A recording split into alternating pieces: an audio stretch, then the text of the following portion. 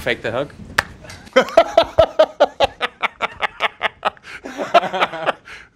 Do you want me looking at you or this? Me. Okay, great. I mean, if you want to make it weird, look at that. Okay, all right. Like, just eyeball that if you have messages for the assholes on Reddit. Like, just. Ben Brode, thank you very much for joining me. I know I just said your full name, but could you state your full name and title? My name is Ben Brode, and I'm the game director on Hearthstone. According to Crip, you're also, quote, put on this earth to sell card game expansions and for no other reason. Is this true? I would like to think that I'm also put here for rapping, but I guess those two things. Those two things, right. Hey there, don't be scared, my name is Ben Brode. I read a thread on Reddit and it said that I should sing an ode. What was the initial vision for Hearthstone and how has that developed over the course of the years? Well, the initial vision came from, I think, a place where a lot of our back catalog has come from, which is that as a company and as a team, we knew that card games were super fun, right? We've been playing card games our whole lives. Fact. And fact. Yeah. But the ones that had come out before us were sometimes harder to get into for some people. They were had a lot of complexity that was top level. And so what we wanted to do is take a card game, make a digital version that was accessible to everybody in the way that Warcraft had made the RTS accessible and World of Warcraft had exposed a lot of new people to MMORPGs. We wanted to take collectible card games and bring that to a whole new audience of people who had for some reason, not been interested in trying out card games before. And now, I think we've done it, right? Yeah, totally. It's accessible, people are playing it of many different ages and groups and in every country, and so that's awesome. And I think our new vision is making people fall in love with the universe that we're creating, right? I think when we started, and you could tell in our cinematic to the game, when we were first making the game, it says things like, strategy is dominance and power. It's just not the tone. It ends with, oh, you could forget all that and just have fun. And I think if you just take the last 5 seconds of that cinematic, that's actually our vibe that we've been chasing ever since then, right? Yeah. We've started to invent new characters in the Warcraft universe and add to the universe, right? And I think doing things like One Night in Karazhan or Means to Reach a Gadgetzan are starting to show a little bit what is different about Hearthstone as a world than other Warcraft interpretations. And that's something that we've been focusing on since launch. You said that like other card games have sort of like a daunting barrier of entry in terms of complexity and just variety and stuff. But inherently, as Hearthstone continues, that is going to build up more and more. So do you have like backup plans for you know, there will be new players in 10 years' time. Yeah. Hopefully the game's still around then, but it's going to have the same legacy of content that, say, Magic has. Yeah. Well, look, some players obviously have a huge bar for complexity, right? Like, you know, I am a genius, right? And I can take on particularly, anything. But I mean, obviously, there are a lot of people played card games before Hearthstone, right? And Hearthstone expanded that audience, but in some ways, there is no way to avoid this, right? We have a huge number of players who want new content, and making new cards is the kind of thing that goes against that initial pitch of we're going to make a card game for everybody, right? Because now there's tons of cards to learn, lots of new mechanics, and that's, I think, in some ways unavoidable, right? It's just how we got to make the game super fun for our engaged players. Yeah. There are things that we've been doing, I think, to make that even better. I think everybody wants their friends to get into the game and for the game to be growing and fun forever. And so we focus on also making sure that new player experience, the returning player experience are better. One thing we've done is we just improved the matchmaking for new players a great deal in casual, which is where most new players go after some AI games. And their win rates are up big time, right? Yeah. They're like almost doubled since maybe a couple years ago.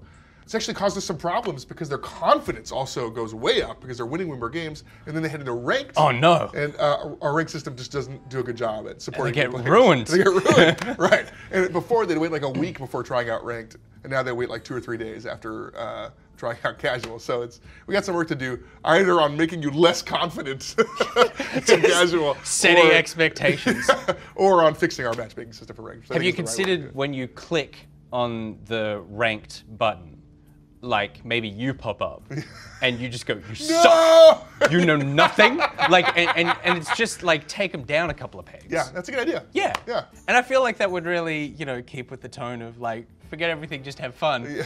And then the game director pops up and is like, So let's talk about Year of the Kraken. What was the big takeaway from the last year for you? There was a couple big takeaways, and actually we've made some changes because of those takeaways. One of them was that when we started out with the concept of adventures, there were 30 cards. We just felt like we weren't doing enough with them, and they weren't affecting the meta as much. So we went up to 45 cards with League of Explorers. We carried that through with Karazhan. We still didn't think it was doing enough for the meta, and we weren't getting enough change there. And we just think that opening packs and the experience of expansions has been much more fun for us.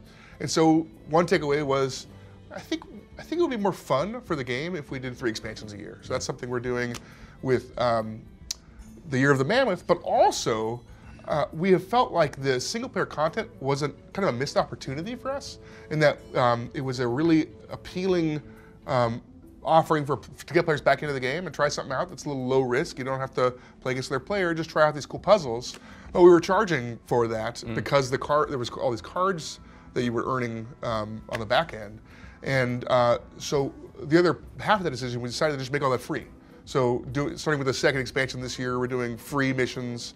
You'll earn packs as rewards for going through the single player content. It's going to start off a little bit smaller in scope as we staff up, but we think that's also better, just to give out free missions as opposed to building that into the pay model.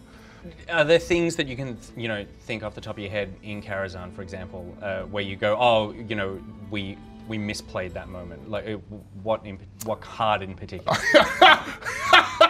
This isn't a loaded question. I don't have something in my mind. Are you sure? Yeah. I'm fairly sure. Well, I think. I'm just curious from because I know everything that people complain about, right? Yes, yeah. But I want to know what you go. Oh no, that actually was like a flawed design. Well, I think there's a difference between a flawed design and a flawed design for the set, right? And I think the card you're referring to is probably Purify, and it was a mistake for a couple of reasons for us. One, the way in which we announced it, where Priest is the worst class.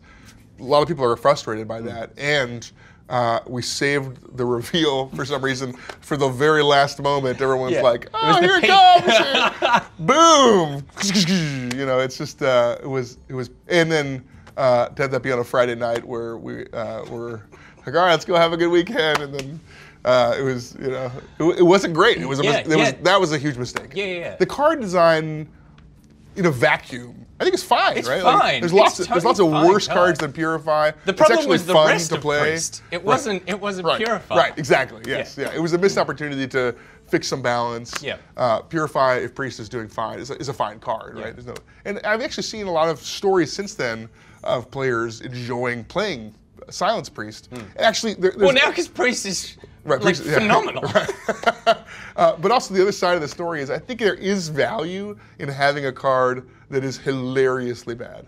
They're like to mock and to rally around. Rally around. It's just too bad that we missed this opportunity at this moment in time to fix other problems that we had. Yeah, right. So that was. Yeah. And do you think with the adventure expansions, you said that you feel as though they didn't shake up the meta enough? Is that because just the sheer amount of cards, or that you couldn't put in as many sort of just high-powered cards? Because like in any release, you need a level of like, oh, this card's great and this card's awesome, and then these ones are more like just solid, sort of not flashy but do the job. And then you need some ones where you go, oh yeah, this is not for every deck, and that balances out. You couldn't release an adventure which is just like 45 unbelievable cards. I think that there's different reasons why people play Hearthstone, right? Not everyone plays for the same reason. And one of the categories of players who play is to take cards that are undervalued or underused or people think are bad,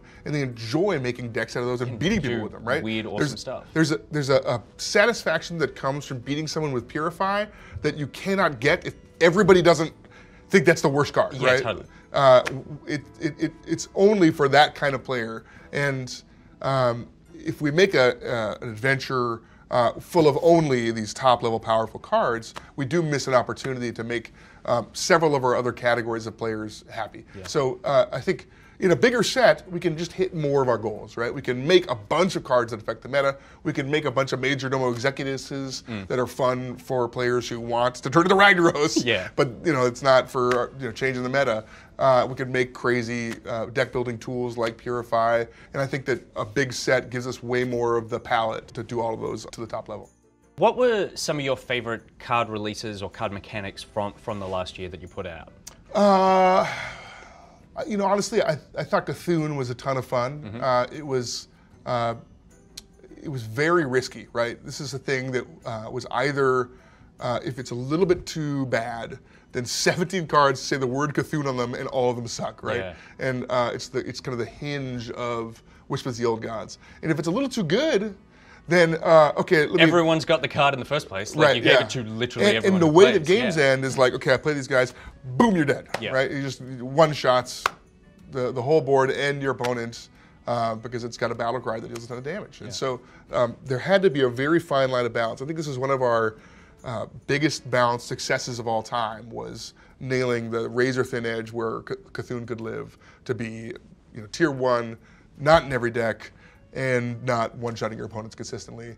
I think it was great. What surprised you about the meta last year? Well, one thing that surprised me was that Shaman was going to be made even better after Karazhan. Is that because you didn't look at the cards you made? Yeah, we just kind of stamp it. Signing off on everything. Well, we tried to make cards that we thought would be good in different types of Shaman decks. I think Wicked Witch Doctor is an example of a card that we didn't think would make it in and didn't. Yeah.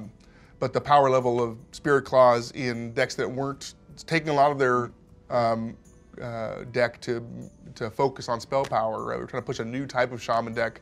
It's a card that was just missed, and it was a mistake. I mean, it was just a big mistake. And eventually we did nerf it, but it also caused us to nerf many other Shaman cards. Yeah. We need to figure out ways to make that a little bit better and not miss those cards that are potentially going to be used in the wrong way in a class that's already very strong.